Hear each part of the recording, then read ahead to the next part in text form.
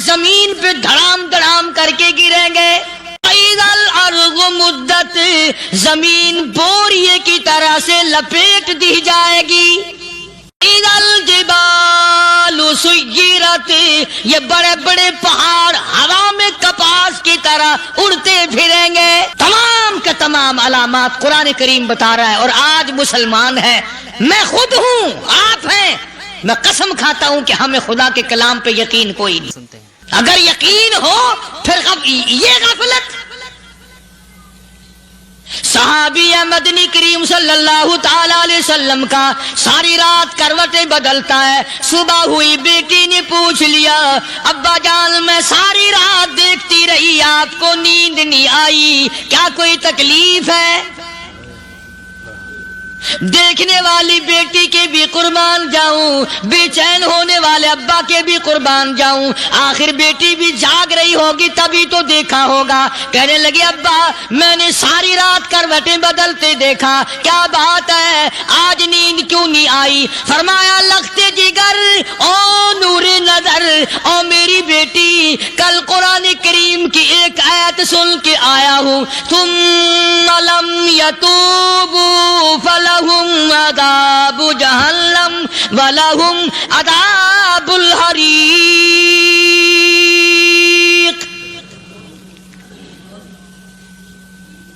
او میری بیٹی جس نے قرآن کریم کے ذریعے جہنم کی خبر سن لی ہو، جہنم کے انگاروں کی خبر سنی ہو، جس نے جہنم کی تباہ کاریاں سن لی ہو، او میری بیٹی نیند کیسے آئے؟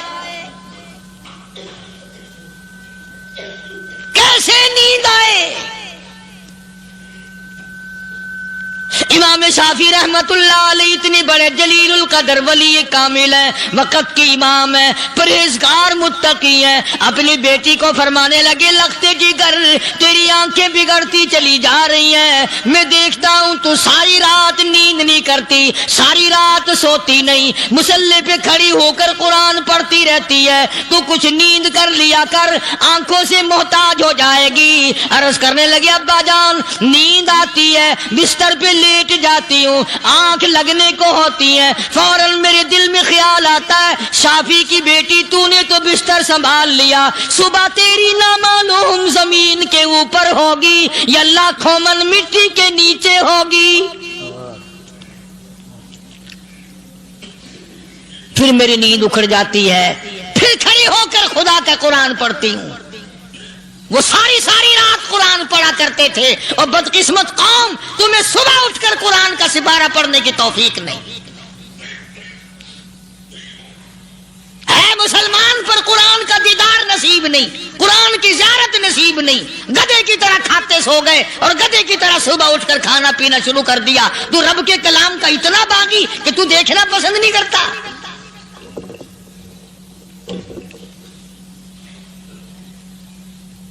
اور دنیا کی چیز اگر گھر میں نہ ہو، ٹھنڈے ٹھنڈے سانس مارتے ہیں عورتیں بھی. ہاں جی اپنی زمین کوئی نہیں نا، اپنی ہاں جی مکان اچھا اپنے پاس کوئی نہیں، فلاں چیز اپنے پاس کوئی نہیں. کبھی کسی نے ٹھنڈا سانس مارا کہ ہم 10 آدمی ہیں گھر کے، ایک آدمی بھی قرآن پڑھنے والا نہیں، ہم سارے کے سارے پتہ نہیں کیسے اکٹھے ہو رہے ہیں. اگر دل میں عظمت ہو، ڈاکٹر ہو، افسر ہو، وزیر ہو، آخر ہے تو انسان، ہے مسلمان، ہے مدنی کریم صلی اللہ علیہ وسلم کا امتی، پھر قرآن سے اتنا دور کیوں ہے؟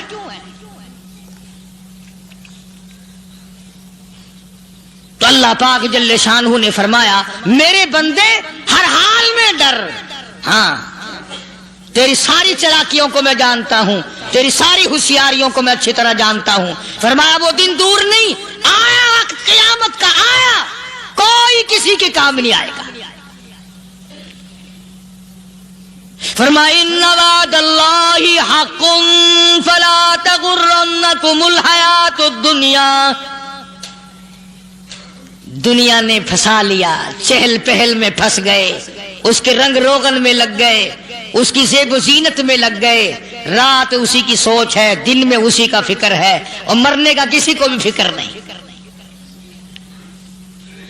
قرآن کریم کی آخری سورت، آخری لقمان کی آخری آیتوں میں عجیب مضمون رکھا ہے. فرمایا ان اللہ عنده علم الساعۃ وینزل الغیث،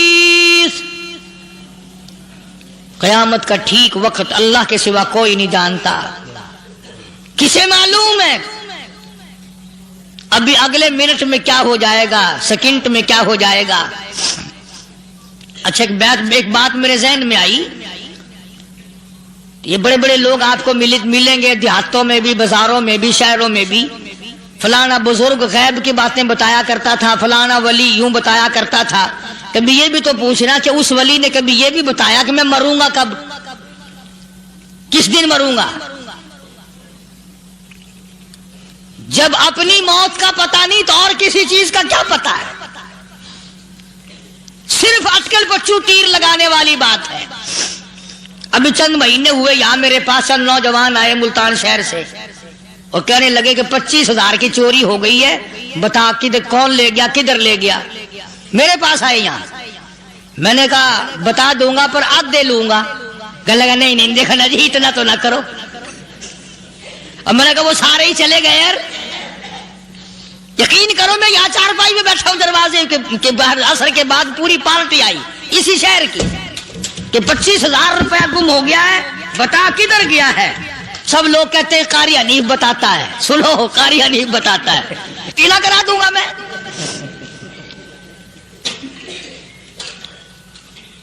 جتنا میں نے انکار کیا میرے سر ہوتے چلے گئے. اخیر میں نے بکواس کر دی. میں نے کہا اچھا بتاؤں گا پھر آدھے لوں گا. کہنے لگے نہیں. تماشا دیکھا یعنی اندازہ لگاؤ کہ ہم شہر سے سن کر آئے ہیں کہ قاری حنیف چوریاں بتاتا ہے. اللہ غنی، کس کو معلوم ہے کہ ابھی کیا ہو جائے گا؟ اللہ پاک نے کسی کو نہیں بتایا. فرمایا ان اللہ عنده علم الساعۃ وینزل الغیث،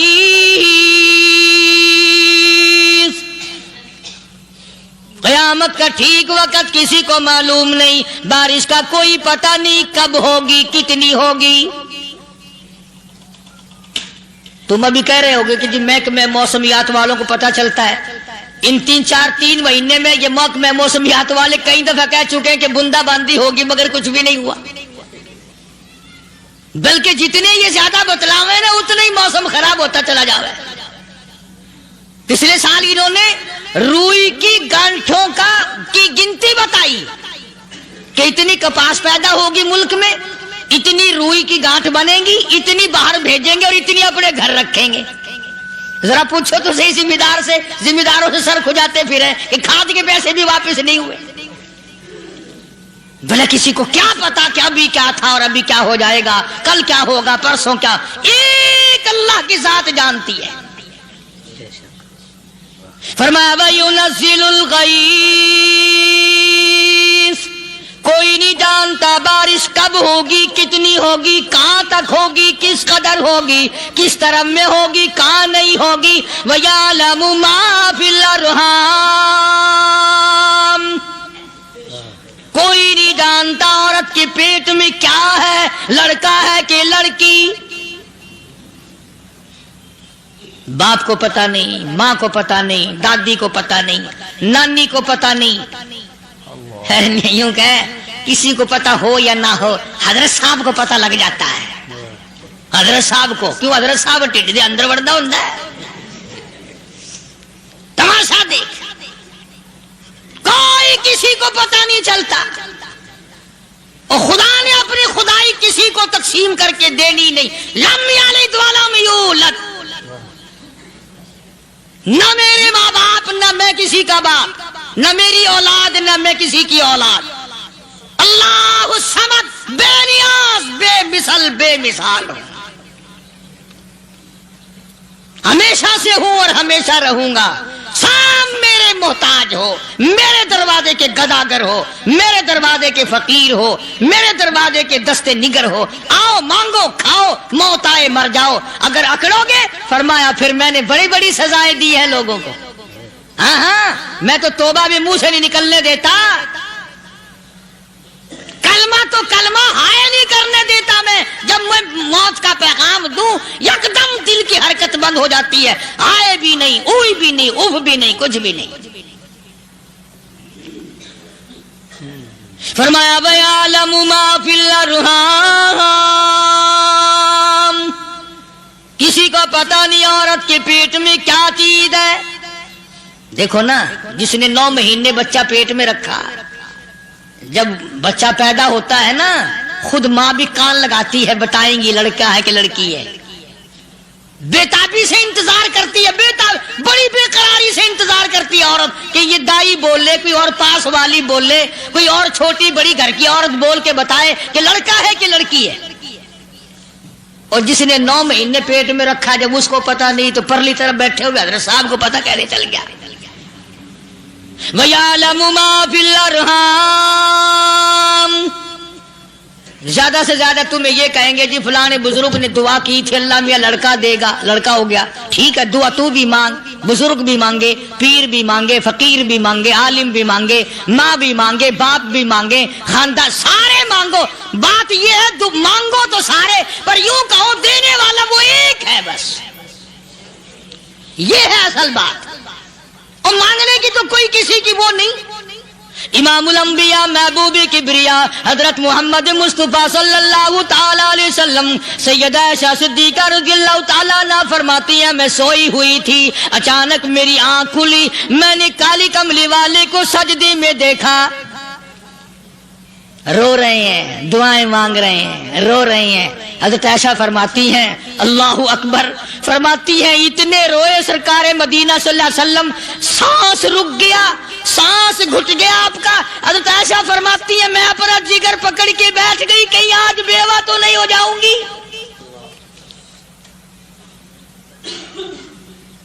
نبی نے اتنا مانگا، اتنا مانگا، اتنا مانگا، اس کائنات میں مانگنے والا کوئی آیا ہی نہیں، ہر آن مانگا، ہر لمحہ مانگا، ہر گھڑی مانگا، اور اتنا مانگا۔ میری بات لکھ کے لے جاؤ انشاءاللہ، کچی پکی بات نہیں۔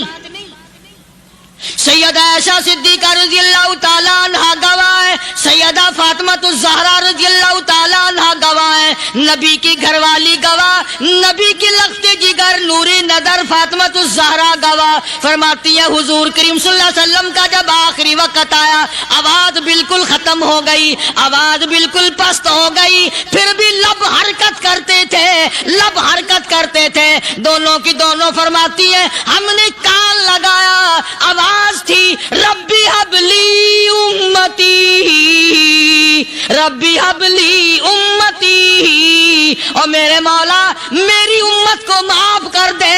اور خدا کی قسم کالی کملی والے نے آخری سانس تک مانگا ہی مانگا۔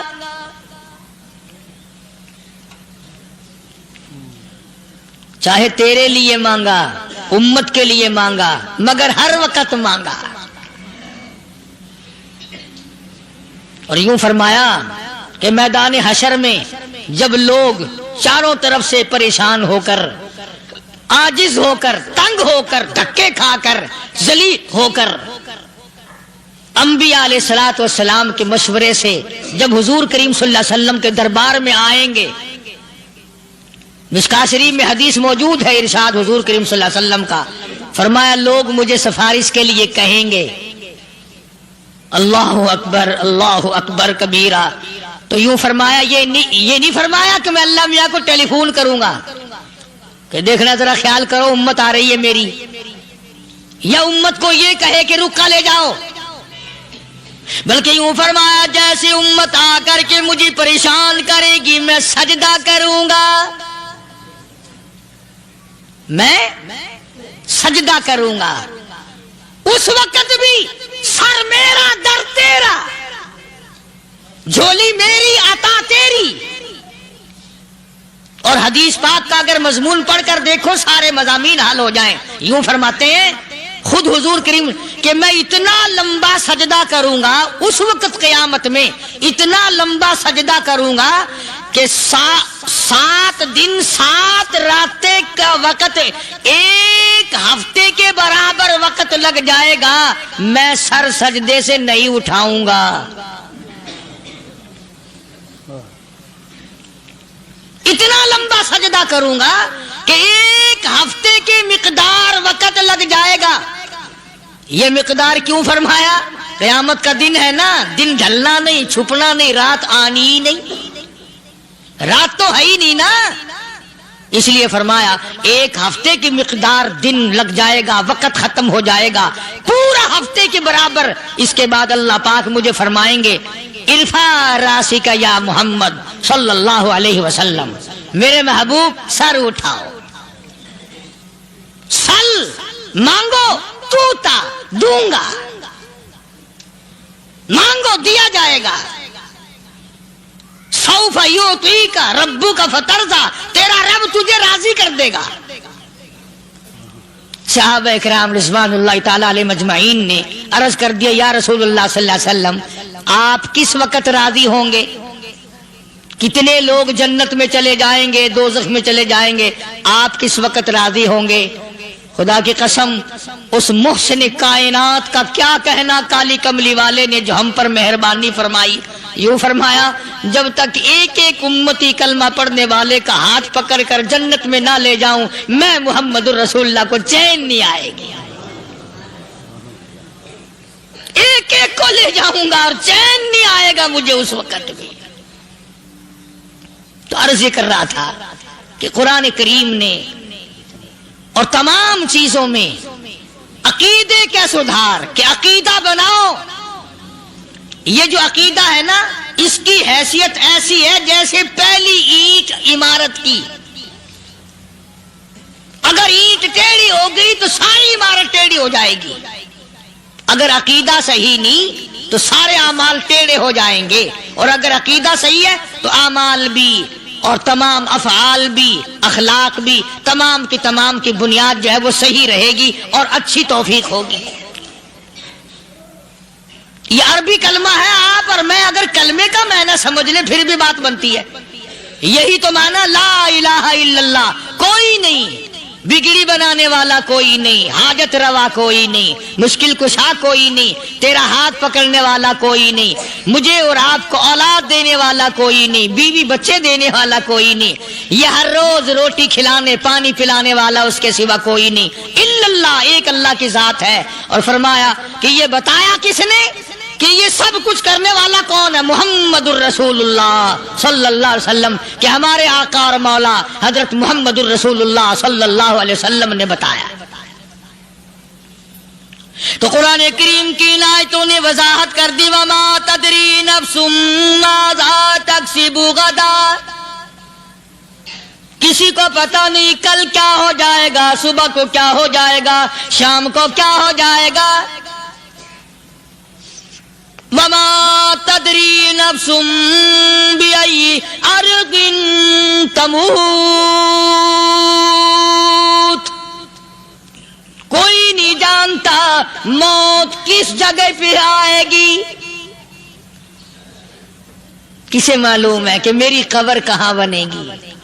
کوئی نہیں جانتا میرے اس بدن کو جانور کھا جائیں گے.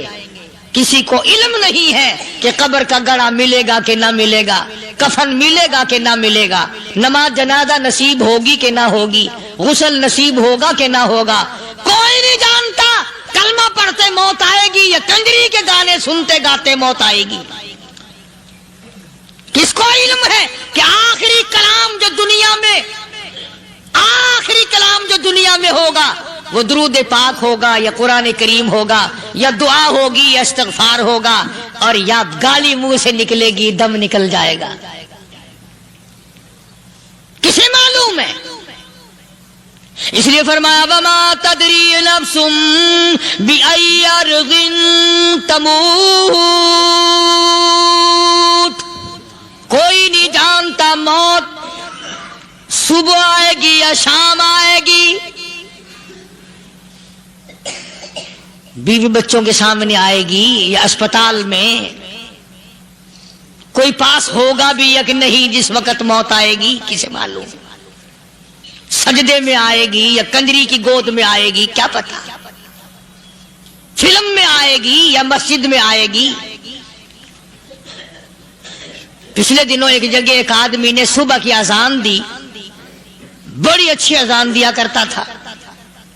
اللہ کا نام بلند کیا، زمین پہ بیٹھا اور ختم.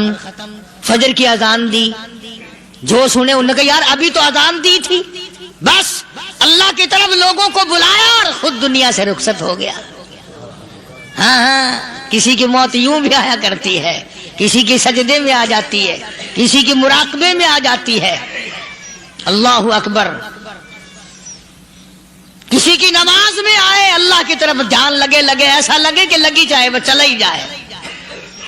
ہمارے استاد محترم مولانا عبد الخالق صاحب رحمۃ اللہ علیہ یا کبیر والے میں تھے، بہت بڑے عالم، جید عالم، سمندر تھے علم کے. بس صبح کی نماز کے بعد مراقبے میں بیٹھے اللہ اللہ کر رہے ہیں. بس جیسے اتحیات میں بیٹھتے ہیں نا، اسی طریقے سے بیٹھے تھے. دن چڑھ گیا. بھتیجے نے آ کر کے کہا حضرت ناشتہ تیار ہے، جواب کوئی نہیں. پھر کچھ دیر کے بعد آیا کہ حضرت ناشتہ تیار ہے، جواب کوئی نہیں. اور دن چڑھ گیا. ہاتھ لگا کے دیکھا کہ حضرت تو پہنچ گئے اللہ کے یہاں. کس حالت میں؟ ایسی اللہ اللہ اللہ سے لو لگائی کہ اللہ ہی کے یہاں چلے گئے. اور ان اللہ والوں کے پاس اس نیت سے لگا کرو میری آخرت بن جائے، میری قبر بن جائے، میرا آخری کلام جو دنیا میں ہو وہ کلمہ ہو، استغفار ہو، درود پاک ہو، قرآن کریم ہو، پھر تو مزہ ہے. اور اگر ہائے ہائے ہائے ہائے کرتے مر گئے تو کیا ہوا؟ فرمایا ان اللہ علیم الخبیر، میں خدا کی ذات تمام چیزوں سے واقف ہوں. مجھے تو پتا ہے نا، تیرے ایک ایک سانس کا پتا ہے، تیری رگ کے ایک ایک خون کے قطرے کا مجھے پتا ہے. اس لیے کہا کرتا ہوں کہ عادت ڈالو درود شریف پڑھتے ہوئے چلنے پھرنے کی، کلمہ کلام پڑھتے ہوئے چلنے پھرنے کی، استغفار کرتے ہوئے چلنے پھرنے کی. پہلے زمانے میں جب ٹھوکر لگتی تھی تو لوگ سبحان اللہ کہتے تھے، اللہ اکبر، استغفر اللہ. اب گالی منہ سے نکلتی ہے، اب گالی منہ سے نکل رہی، گالیاں بکتے ہوئے لوگ مر رہے ہیں.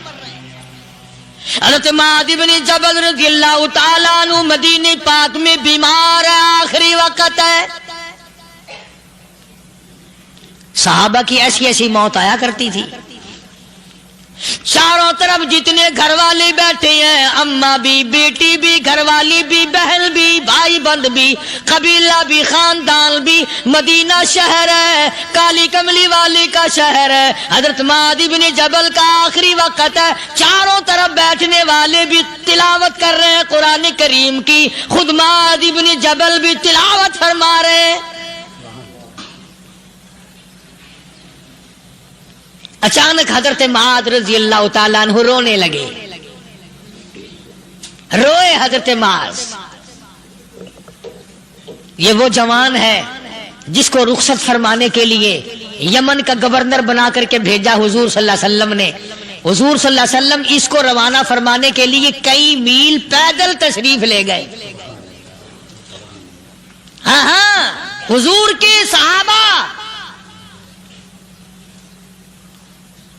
تو معاذ بن جبل جب رونے لگے تو گھر والوں نے پوچھا کیوں؟ کوئی بیٹھا ہوگا نا. کہنے لگا ڈر گئے، موت سے ڈر رہے ہو، موت سے ڈر کے رو رہے ہو. حضرت معاذ کہنے لگے نہیں، موت سے کیا ڈرنا، میں کیوں ڈروں موت سے، اس نے تو آنا ہی آنا ہے، میں نہیں ڈرتا. انہوں نے کہا پھر رویا کیوں رو رہے ہو؟ اللہ اکبر. صحابی کہتا ہے میرے دل کی تمنا میرے دل میں رہی، میری آرزو پوری نہ ہو سکی، میری حسرت میرے دل میں رہی، میرا شوق پورا نہ ہو سکا، میری آرزو پوری نہ ہو سکی، میری تمنا پوری نہ ہو سکی. بستر پہ موت آ رہی ہے اس لیے رو رہا ہوں. اے کاش رمضان کا مہینہ ہوتا، میں روزے دار ہوتا، گرمی کا موسم ہوتا، مجھے سخت پیاس لگی ہوتی، کفار سے مقابلہ ہوتا، میدان جہاد اور جنگ ہوتا، میں کئی کافروں کو قتل کر دیتا، پھر وہ مجھے قتل کر دیتے، میری زبان کاٹ لیتے، میری اللہ کے یہاں پیشی ہوتی، میرا رب مجھ سے پوچھتا معاذ دنیا سے کیا لایا. میں عرض کرتا الہی بولوں کیسے، تیری راہ میں زبان کٹا کے آیا ہوں اور روزہ رکھ کر آیا ہوں، تیرے محبوب کے حوض کوثر کے پانی سے روزہ افطار کروں گا.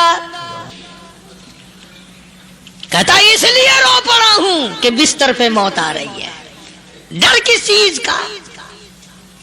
یہ نہیں ڈرا کرتے تھے. حضرت ابو ایوب انصاری سب کہہ دو رضی اللہ تعالی عنہ.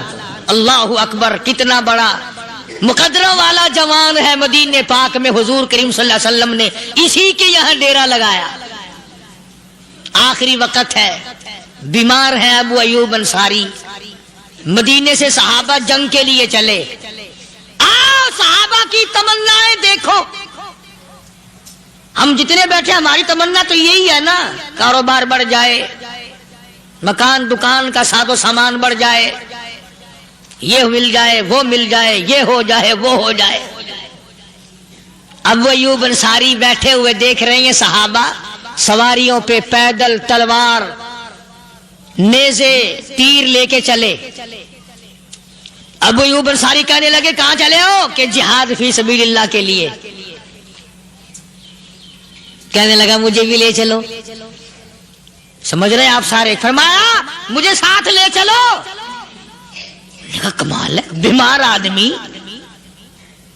اور جنگ میں بیمار کا کیا کام ہے، کیا کرو گے؟ نگا مہربانی کرو، احسان کرو مجھ پر، مجھے ساتھ لے کے چلو. خدا کے بندے بیمار ہے، کرے گا کیا میدان جہاد میں؟ کہنے لگا تم تو بیمار کی بات کر رہے ہو، مجھے ساتھ لے چلو اونٹ پہ ڈال کر. توجہ کرنا ذرا، آخری بات میرے یاد آئی ہے، بتانے لگا ہوں. ابو ایوب انصاری حضور کا میزبان مدینے والا کہتا ہے میں بیمار ہوں، مجھے اونٹ پہ ڈال کے لے چلو، اور اگر میری راستے میں موت آ جائے پھر بھی میری لاش کو ساتھ لے جانا. جہاں کفر اور اسلام کا جنگ ہوگا، مقابلہ ہوگا، اس میدان میں میری لاش کو پھینک دینا. شاید کسی مجاہد کی سواری کا پیر میرے اوپر آ جائے، میں بھی قیامت میں اللہ کے حضور میں کہوں گا یا اللہ تیرے میدان جہاد سے اٹھ کے آیا ہوں. میں بھی اندازہ لگا ابو ایوب انصاری کی تمناؤں کو دیکھ، حسرتوں کو دیکھ. فرمایا مجھے ساتھ لے چلو، اگر میری موت آ جائے تو لاش کو بھی پھینکنا نہیں، دفن راستے میں نہ کرنا، ساتھ لے چلو، وہاں میدان میں ڈال دینا، اور اسلام کے لیے جو لڑنے والے ہوں، کفر کو مٹانے والے ہوں، ان کے پیر میرے اوپر آ جائے میں کامیاب ہو جاؤں گا. ایک تم ہو جو مسجد میں جھاڑو دینے سے بھی آر کرتے ہو، صف بچھانے میں بھی تمہیں شرم آتی ہے، صف اکٹھا کرنے میں بھی تمہیں شرم آتی ہے، ادھر ادھر کوئی چیز کرنے میں تمہیں کیا معلوم ہے جس وقت قیامت کے دن ان شاہی درباروں کے خادموں کو انعام ملے گا نا، پھر ٹکرے مارو گے، او ہو لو بھائی کمال ہو گیا، ہم تو یوں ہی رہ گئے. آج توفیق نہیں رہی. اللہ سے مانگ، سوتے بھی مانگ، جاگتے بھی مانگ، ہر وقت مانگ، وہی تیری میری جھولی بھرے گا. اسی کی عطا اور بندہ نوازی سے ہم سب کا کام چلے گا. فرمایا ان اللہ علیم خبیر،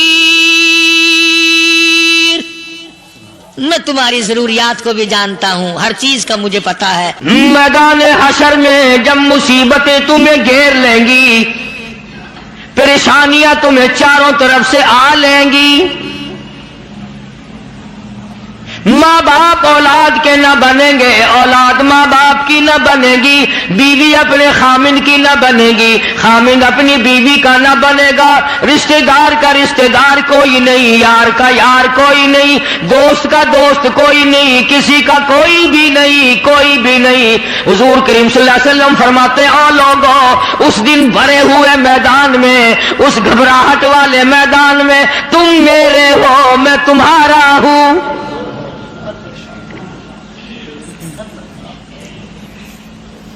کتنی بڑی بات ہے، اس دن کام آئے.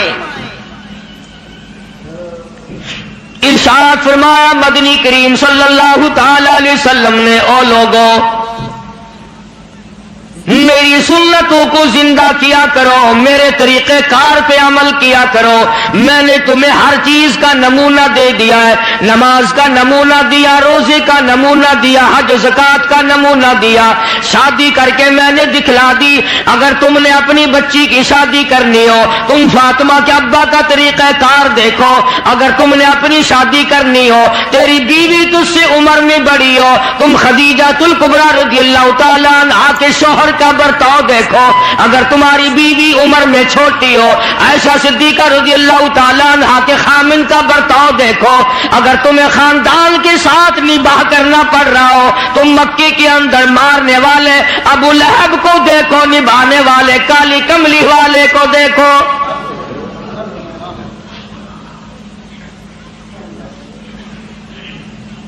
ہر موڑ پہ تمہیں نمونہ ملے گا۔ اگر تم کسی کافر کی حکومت میں رہتے ہو، تسلط تمہارے اوپر کسی کافر کا ہے، اقتدار کافر کا ہے، تو کلمہ پڑھنے والا ہے، تو مسلمان ہے۔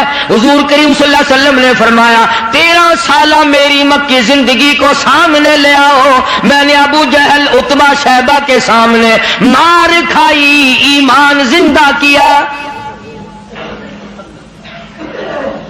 پھر یہ نہیں کہ تم بھی ساتھ ساتھ بدل جاؤ۔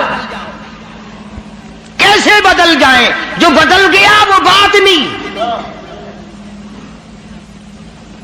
لوگوں نے مذہب کو کپڑے سمجھ رکھا ہے، سردی کے کپڑے اور گرمی کے کپڑے اور۔ یہ نہیں بدلا کرتا، کون بدلے؟ دستور خدا کا ہو، نافذ کرنے والی ذات محمد مصطفیٰ صلی اللہ علیہ وسلم کی ہو، بدلے گا کون؟ آج طریقہ کار مطلب پرستی کا ہے، جس مسئلے کا مطلب ہوا وہ لے لیا، باقی کو چھوڑ دیا۔ رب کائنات کی قسم، مدنی کریم صلی اللہ تعالی علیہ وسلم نے ایسے ایسے لوگ پیدا کیے، آپ کی اپنی سیرت کا کیا کہنا؟ حضور صلی اللہ علیہ وسلم نے لوگوں کی ایسی سیرت بنائی، آج تک دنیا ان کے مقابلے کی پیدا نہ کر سکی۔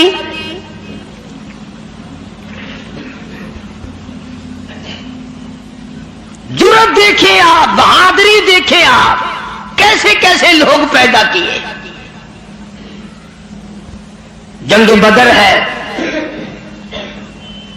نہتے مسلمان 2.5-3 برس تک درختوں کے پتے چبا چبا کے گزارے کرنے والے مسلمان،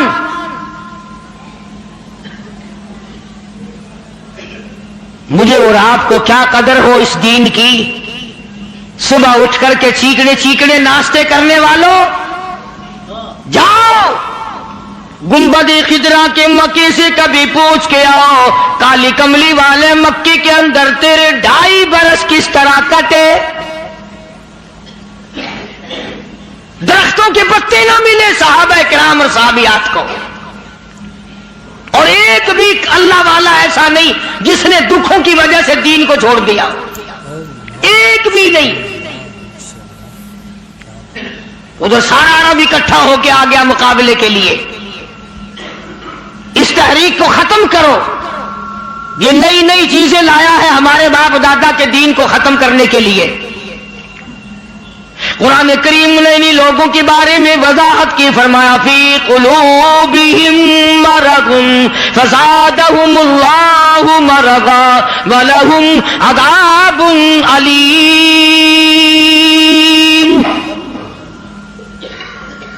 ان کے دلوں میں روگ ہے، ان کے دلوں میں کھوٹ ہے، ان کے دلوں میں خلجان پڑا ہوا ہے، ان کے دل زنگلود ہے، ان کے دلوں میں گرد و غبار ہے، ان کے دلوں میں اسلامی نظام کے بارے میں صفائی سچائی نہیں۔ اگر سب سچے ہوتے اور صاف دل والے مسلمان ہوتے، آج یوں مرتے جیسے یہودیوں سے آج مسلمان مار کھا رہا ہے۔ جن پر خدا کا غضب آیا، فرمایا وَبَاءُوا بِغَضَبٍ مِّنَ اللَّهِ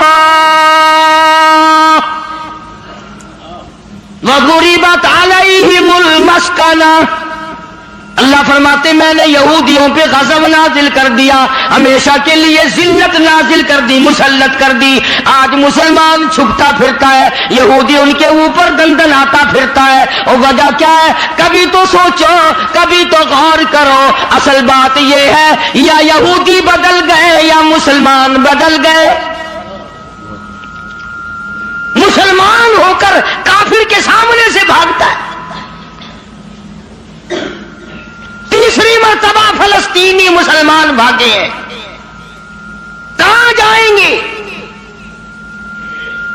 اور ابھی تمہیں تو قصہ اور کہانی معلوم ہوتا ہے، جب اپنے اوپر وقت آتا پھر پتہ چلتا ہے۔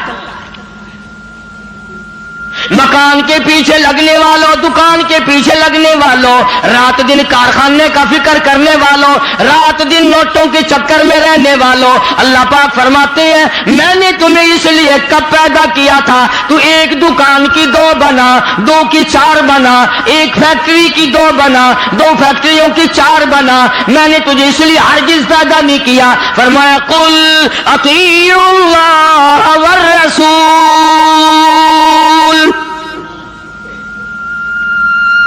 میرا محبوب حضرت محمد الرسول اللہ صلی اللہ تعالی علیہ وسلم کی ذات بھوک کی وجہ سے پیٹ پہ پتھر باندھتے دکھائی دیتے ہیں، تجھے ہر وقت قارون کا خزانہ درکار ہے،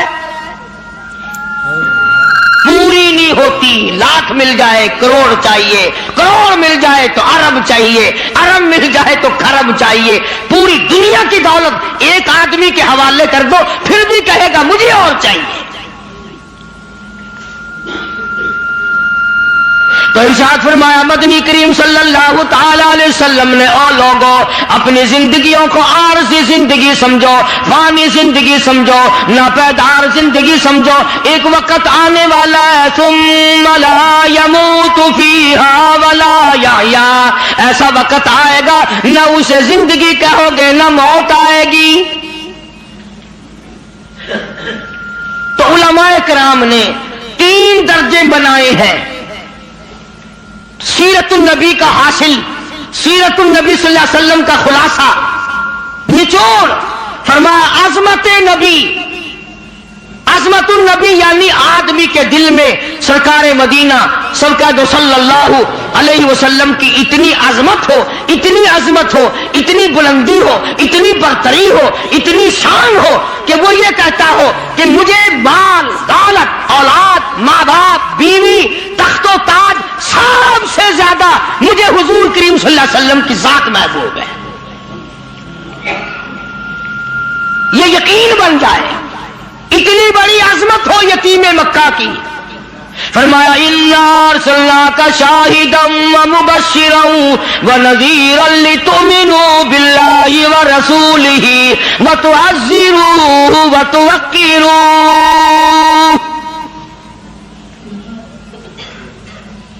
مسلمانوں نبیوں سے اکرام کرایا گیا، نبیوں سے احترام کرایا گیا، کالی کملی والے کا تم احترام نہیں کرتے۔ اور احترام کا مطلب یہ نہیں کہ ربیع الاول کا مہینہ آیا تو آپ نے گھر میں میلاد کا جلسہ منعقد کر لیا، چلو حق ادا ہو گیا، یا 12 ربیع الاول کے جلوس کے ساتھ ہو کر کے 4 گانے کنجریوں کے گا لیے یا سن لیے، بڑے خوش ہو رہے ہیں مسلمان، حق ادا جی، اب کہ میری دکان سب سے زیادہ سجی ہوئی تھی، اور بدبخت کبھی یہ بھی سوچا کہ تیری قبر سج گئی یا برباد ہو گئی۔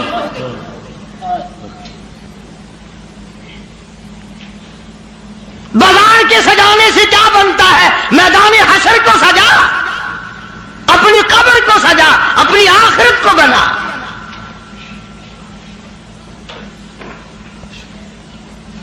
بے شمار مورخین کے نزدیک، علماء کے نزدیک پیدائش کی تاریخ بلکہ 9 ربیع الاول ہے، اور وفات میں کسی کا اختلاف نہیں۔ ابو بکر صدیق سے لے کر آج تک ساری دنیا کے مسلمانوں کا مکمل عقیدہ ہے کہ 12 ربیع الاول کو حضور کریم صلی اللہ علیہ وسلم کی وفات ہوئی۔ تجھے شرم آنی چاہیے، بلال رو رہا ہے تو ناچتا پھرتا ہے،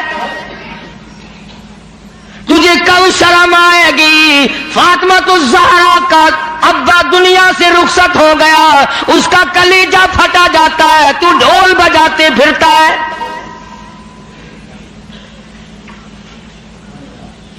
کسی طریقے سے بھی تیرے لیے یہ مناسب نہیں۔ عظمت کر مدنی کریم صلی اللہ علیہ وسلم کی، فرمایا قرآن کا حکم ہے میرے محبوب کی عظمت کو برقرار رکھو اپنے دلوں میں، ساری کائنات سے زیادہ، ساری اولاد سے زیادہ، سارے رشتہ داروں سے زیادہ۔ فرمایا لا یؤمن احدکم حتی اکون احب الیہ، کسی جماعت کا فتویٰ نہیں، دیوبندی بریلی کا مسئلہ نہیں، سرکار مدینہ صلی اللہ علیہ وسلم کا فرمان ہے۔ ایک معیار مقرر کر دیا، ایک کسوٹی مقرر کر دی، ایک حد بتا دی، فرمایا او لوگو، ہرگز ایماندار نہیں ہو سکتا وہ آدمی جس کے نزدیک میری ذات، اولاد سے، ماں باپ سے، بیوی بچوں سے میں اس کے نزدیک پیارا نہ ہو جاؤں، محبوب نہ ہو جاؤں میں۔ اب ہمیں اپنی شکلوں کے بارے میں بھی سوچنا چاہیے کہ ہماری شکل سے حضور راضی ہوں گے یا ناراض۔ ہمیں سوچنا چاہیے ہمارے لباس کو دیکھ کر مدنی کریم صلی اللہ علیہ وسلم راضی ہوں گے یا ناراض، ہمارے عقائد کو دیکھ کر مدنی کریم صلی اللہ علیہ وسلم راضی ہوں گے یا ناراض۔ اس بات کا فکر تو صحابہ کرام نے کیا، مدینے سے روانہ ہوئے ہیں نہتے مسلمان، غریب مسلمان، درختوں کے پتے چبانے والے مسلمان۔ حضور کریم صلی اللہ علیہ وسلم فرماتے ہیں میں نے مصعب بن عمیر کو دیکھا جو اتنا امیر گھر کا بیٹا تھا، ایک ایک دن میں 200 کے 2 جوڑے بدلا کرتا تھا، اتنا فلیل میں ڈوبا رہتا تھا۔ حضور کریم صلی اللہ علیہ وسلم فرماتے ہیں جب میں نے مدینہ میں مصعب بن عمیر کو دیکھا رضی اللہ تعالی عنہ، ایک چادر تھی، کرتا نہیں، سلوار نہیں، تہمند نہیں، اور کب ایک چادر ہے جو سر سے پیروں تک لپیٹ رکھی ہے، اور حضور کی آنکھوں میں آنسو آ گئے صحابی کا یہ لباس دیکھ کر، اس میں 12 پیوند لگے ہوئے تھے۔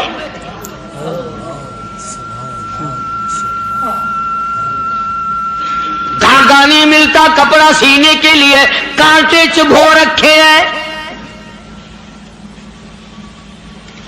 یہ نہتے مسلمان، غریب مسلمان۔ مدنی کریم صلی اللہ علیہ وسلم نے مدینے پاک میں آواز لگائی، الا تؤمنون باللہ ورسولہ وتجاہدون فی سبیل اللہ،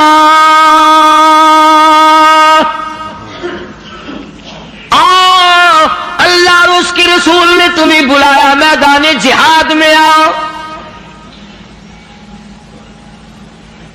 جب سے مسلمانوں نے میدان جہاد چھوڑا ہے نا، ذلت کی موت مر رہے ہیں، رسوائی کی موت مر رہے ہیں، جانوروں کی موت مر رہا ہے مسلمان۔ یہ جاہدو جاہدو جاہدو جو قرآن کریم میں ہے، یہ مسلمان کے لیے اور کس کے لیے؟ تم نے اس کا مطلب جاہدو کا معنی 2 شادیاں سمجھا؟ تم نے جاہدو کا معنی بڑا کارخانہ سمجھا؟ تم نے جاہدو کا معنی لاکھوں روپیہ سمجھا ہوا ہے؟ جہاد فی سبیل اللہ کا مطلب یہ ہے جان قربان کر اور اللہ اور اس کے رسول کے نام کو بلند کر۔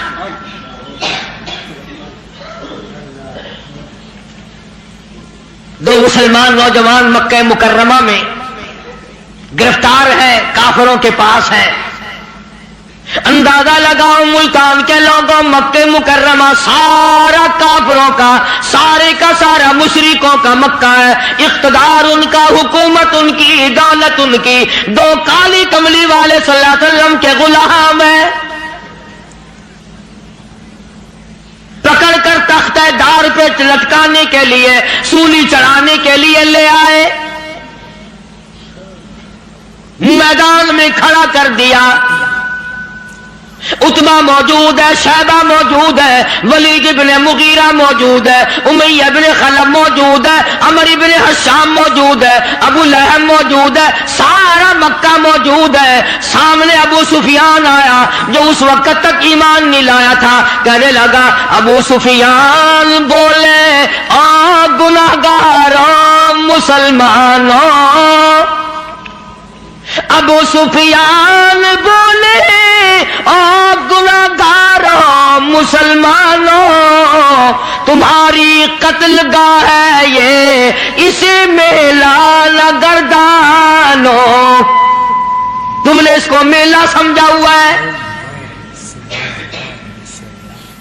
اگر تم اسلام کو چھوڑ دو، اگر تم ایمان کو ترک کر دو، اگر تم محمد عربی صلی اللہ تعالی علیہ وسلم کا دامن چھوڑ دو، اگر تم قرآن کا انکار کر دو، ایمان کا انکار کر دو، تو کہتا رہائی دیں گے تم دونوں کو اور خوشحال کر دیں گے، تمہیں دیں گے اتنا کہ مالو مال کر دیں گے، تمہیں بڑا مال دیں گے، ہم تمہیں اپنی بیٹیاں دے دیں گے، دولت دے دیں گے، بہت بڑا آدمی بنا دیں گے، آؤ کالی کملی والے کا دامن چھوڑ کر ہم میں شامل ہو جاؤ۔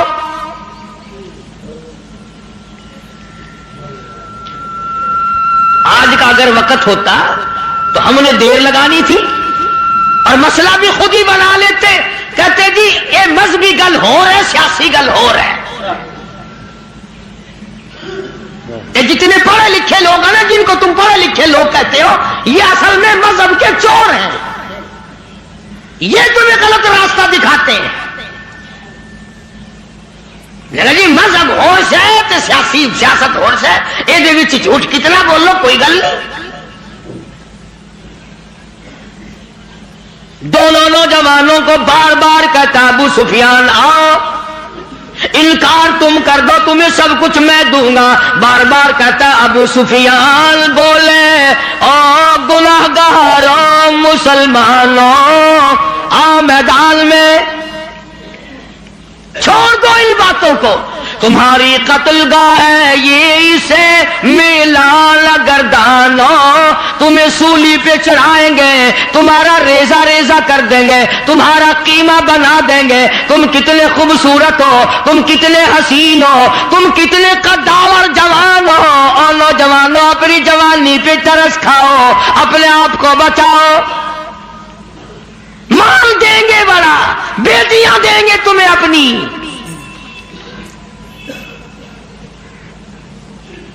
دونوں نوجوان مسکرائے، اللہ غنی گلے میں پھاندی کا پھندا ہے، پھانسی کا پھندا پڑا ہوا ہے، سامنے سارا مکہ موجود ہے، موت سامنے منڈلا رہی ہے، دونوں کے دونوں کہنے لگے اگر قارون کی دولت زمانے بھر کا مال و زر، اگر قارون کی دولت زمانے بھر کا مال و زر ملے اسلام کے بدلے ہم تھوک دے اس پر۔ سرکار مدینہ صلی اللہ علیہ وسلم کی عظمت کے مقابلے میں، محبت کے مقابلے میں، اطاعت کے مقابلے میں، اور حضور کے لائے ہوئے قرآن کے مقابلے میں، دین و ایمان کے مقابلے میں اگر تم دولت لاتے ہو، ہم دولت پہ تھوکتے ہیں، ہم تمہاری خوبصورت بیٹیوں کے منہ پہ تھوکتے ہیں، سرکار مدینہ کے جوتے مبارک کی توہین گوارا نہیں۔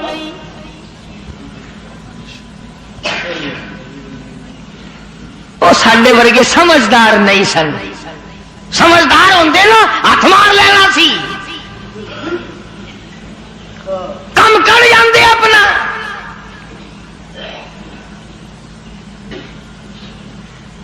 آج ہیرا پھیری سے کون بعد آیا؟ کس نے توبہ کی کہ یہ 12 ربیع الاول مدنی کریم صلی اللہ علیہ وسلم کی ولادت کا مہینہ ہے، وفات شریف کا مہینہ، چلو اس مہینے میں رشوت نہ لو۔ کس نے زنا سے توبہ کی، اس مہینے میں بدکاری نہ کرو، اس مہینے میں جوا نہ کھیلو، اس مہینے میں شراب نہ پیو، اس مہینے میں جھوٹ نہ بولو۔ کس نے توبہ کی؟ میرے خیال میں تو ایک آدمی بھی ایسا نہیں جس نے یہ سوچا ہو مالک کائنات تیرے محبوب کی آمد کا مہینہ ہے، میں اس خوشی میں فلاں گناہ سے توبہ کرتا ہوں۔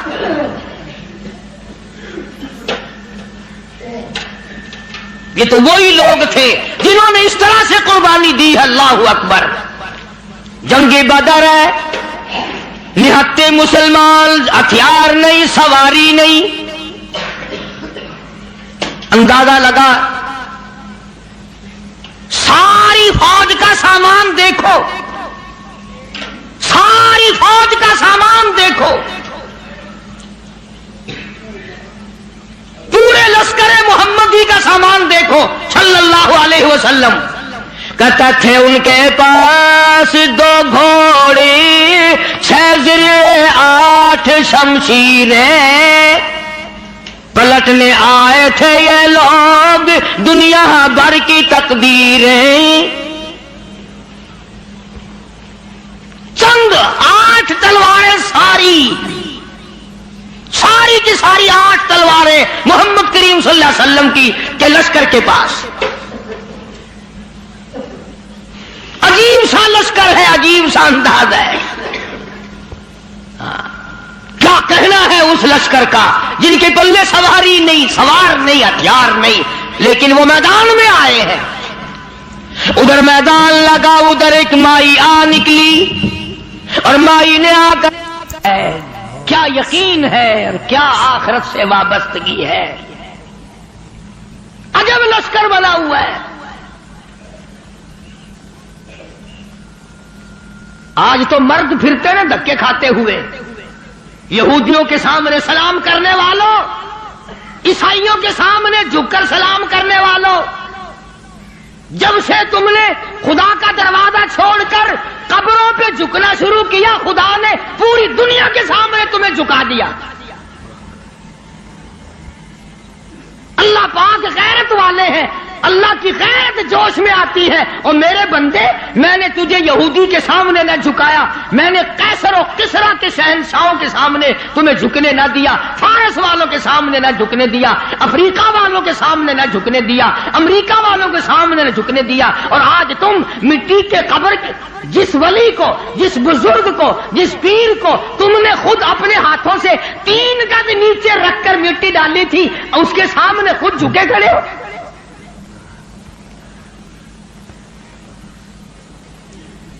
فرمایا پھر تجھے جھکنے کی عادت پڑ گئی، اب جھکتا ہی مرے گا۔ مگر حضور کریم صلی اللہ علیہ وسلم کے زمانے کے مردوں کا تو کیا کہنا، تو عورتوں کو دیکھ، ام عمارہ ہے رضی اللہ تعالیٰ عنہا، 90 سال کی بوڑھی عورت، 90 سال کی مائی، جب آواز آئی تؤمنون باللہ ورسولہ وتجاہدون فی سبیل اللہ،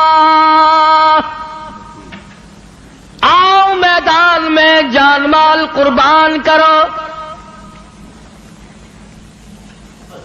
بس اب مسلمان کے بس کی یہ بات نہیں رہی، مسلمان اب اس چیز سے بھاگتا ہے، جان بچانے کے لیے بھاگتا ہے۔ ورنہ ایک وقت ایسا تھا، صحابی ہے حضور کریم صلی اللہ علیہ وسلم کا، غریب ہے، مفلس ہے، نادار ہے، مسکین ہے، دنیا کے اعتبار سے بڑا مسکین تھا، مگر حقیقت میں بڑا امیر ترین آدمی تھا۔ کیسے؟ بالکل مکان نہیں ہے غریب کا، جھوپڑی بھی نہیں اپنی۔ رحمت دو عالم، سید دو عالم، جان دو عالم حضرت محمد الرسول اللہ صلی اللہ علیہ وسلم نے یوں رحمت والا ہاتھ سینے پہ رکھ کے فرمایا، تیری شادی ہوئی؟ تیری شادی کا کوئی بندوبست ہوا؟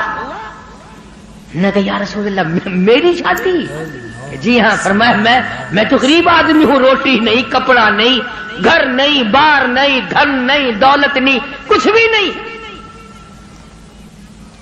میری شادی کون کرے؟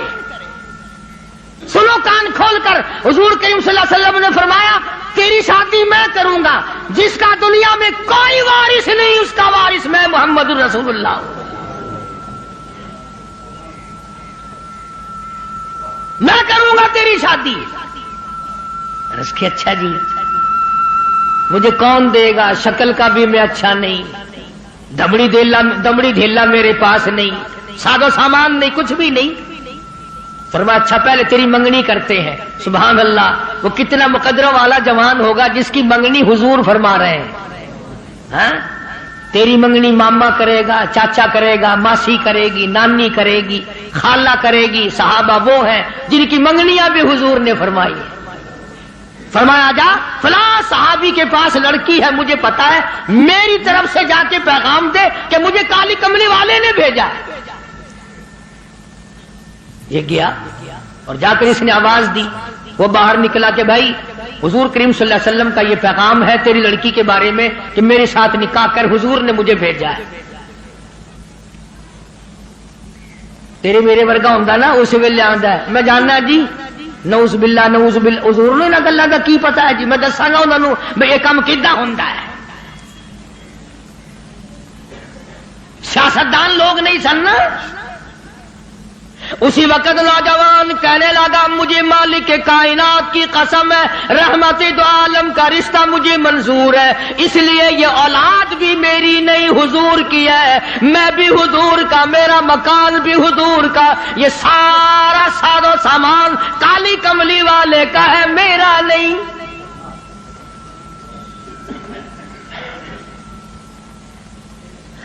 وہ چلا گیا، راضی ہو کر جا کر لگا جی کام بن گیا۔ فرمایا اچھا کچھ تیاری بھی کرنا تھوڑی بہت ہی۔ انہوں نے کہا جی ہم نے تو پہلے آپ سے عرض کر دیا تھا، اپنے پلے ہی کچھ نہیں، تیاری کائے کی کرے۔ اللہ اکبر۔ ہائے آج کسی رشتہ دار کو رشتہ دار کہے گا، کسی کو کوئی عزیز اقربا میں سے کہے گا، دوستوں میں سے کہے گا بھائی فکر نہ کرنا، جتنی لوڑ ہوگی بے شک لے لویں، مگر یہ وہ نوجوان ہے۔ فرمایا جا عثمان رضی اللہ تعالیٰ عنہ کے پاس چلا جا، عثمان غنی کے پاس چلا جا، جا کر 300 درہم قرض لیا اور تیرا قرض میں محمد الرسول اللہ ادا کروں گا، تیرا ضامن میں۔ وہ کتنے مقدروں والے لوگ ہوں گے جن کے ضامن حضور کریم صلی اللہ علیہ وسلم بنے۔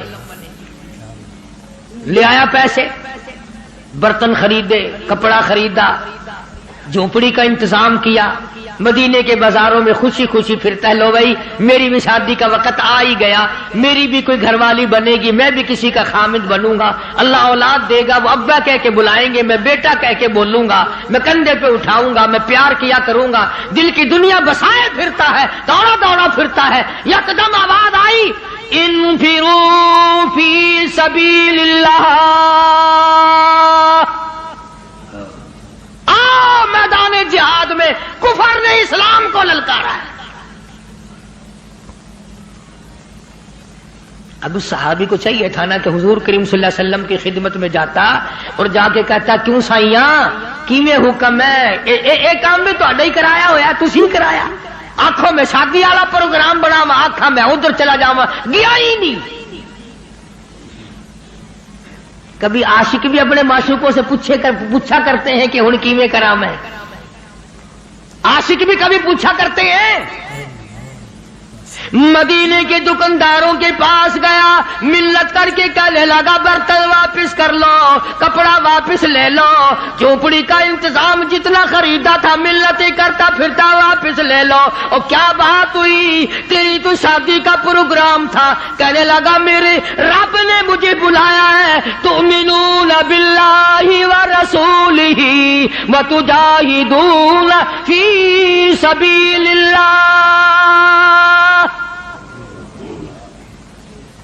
میرے رب نے مجھے بلایا، میرے پروردگار نے مجھے بلا لیا، کفر چڑھ کے آئے، کفر اسلام کو مٹانے آئے، میں شادیوں میں لگا رہوں، میری غیرت گوارا نہیں کرتی۔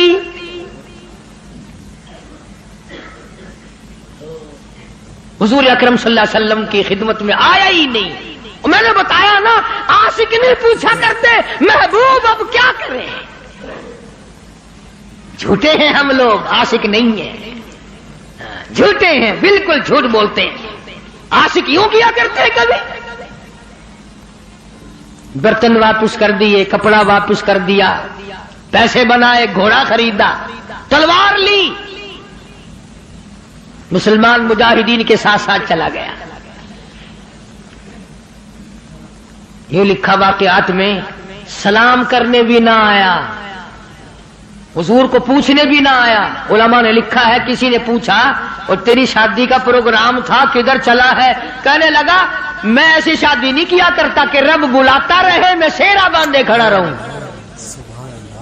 میں ایسی شادیاں نہیں کیا کرتا. آ گیا ہوں میدان جہاد میں، آگے بڑھا، بڑھتا بڑھتا تلوار لے کر کفار کے جمگٹے میں جا نکلا. علماء کرام نے لکھا ہے ایک نہیں، دو نہیں، 80 کے قریب بدن پہ زخم آ گئے، سارا بدن کٹ گیا. حضور اکرم صلی اللہ علیہ وسلم تشریف لائے میدان جہاد میں. حضور کے دل میں بھی یہ بات ہے کہ وہ تو بیچارہ شادی میں لگا ہوا ہوگا، میں نے پیسے دلوائے، میں نے منگنی کرائی، میں نے رضامندی کرائی، وہ تو قریب شادی میں لگا ہوگا. حضور کریم صلی اللہ علیہ وسلم نے خود نام لے کر پوچھا ہے. اللہ اکبر. اور مسلمانوں، ان جوانوں کے کتنے بڑے مقدر ہوں گے جن کو حضور یاد فرما رہے ہیں. فرمایا جلیبیب کہاں ہے؟ جواب ملا میدان جہاد میں پڑا ہوا ہے، تڑپ رہا ہے، آخری وقت ہے. بِأَمْوَالِكُمْ وَأَنفُسِكُمْ ذَلِكُمْ خَيْرٌ لَكُمْ إِن كُنتُمْ تَعْلَمُونَ.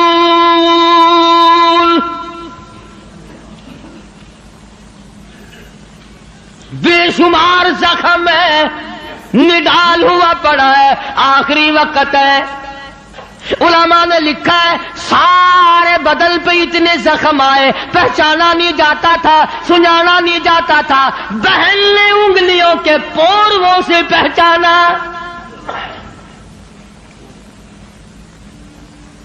آواز لگی، حضور نے پوچھ لیا کہاں ہے؟ جواب دیا میدان جہاد میں پڑا ہے، سب سے آگے ہو کے لڑا ہے. فجرحت جرحا شدیدا، شدید زخمی پڑا ہے.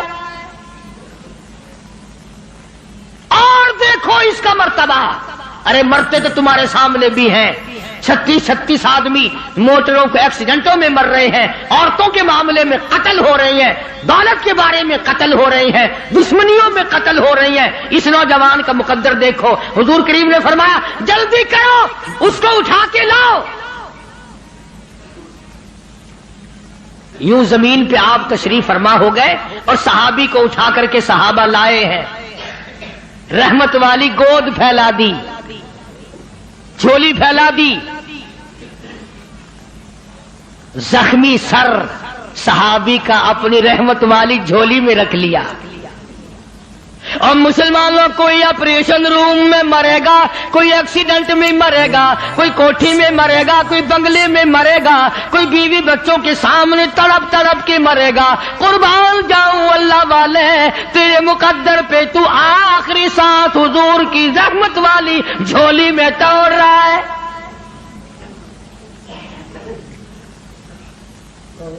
اور یوں لکھا ہے کہ بے ہوش پڑا تھا. جب حضور کریم صلی اللہ علیہ وسلم کی جھولی میں لا کے رکھا نا تو ہوش آیا تھوڑا سا، یوں حضور کا دیدار کر کے مسکرانے لگا. آپ نے فرمایا کیا بات ہے؟ عرض کرنے لگا میرے دل کی تمنا پوری ہو گئی، میری حسرت پوری ہو گئی، میری آرزو پوری ہو گئی، میری کائنات آباد ہو گئی، میرا دین دنیا ٹھکانے لگ گیا. اور پوچھا کیسے؟ کہتا میرا دل ہو، تیرا گھر ہو، تیرا در ہو، میرا سر ہو. تمنا مختصر سی ہے مگر تمہید کو لہانی. کالی کملی والے میری تمنا تھی رخ انور تیرا ہو، دیدار کرتا ہوا آخری وقت میں چلا جاؤں.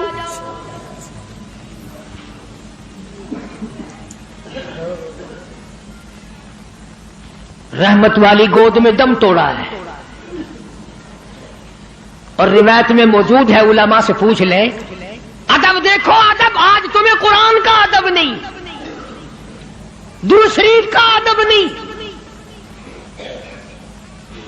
اس نبی کے غلام کی بات کر رہا ہوں جس نبی کے جسم مبارک پہ کبھی یہ مکھی ساری زندگی میں نہ بیٹھی، اتنا پاکیزہ، اتنا منزہ، اتنا مقدس، اتنا مطہر پیغمبر خدا صلی اللہ علیہ وسلم کی ذات اقدس ہے، اور جس کے پسینے کی خوشبو پہ دو جہان کا عطر قربان کر دو۔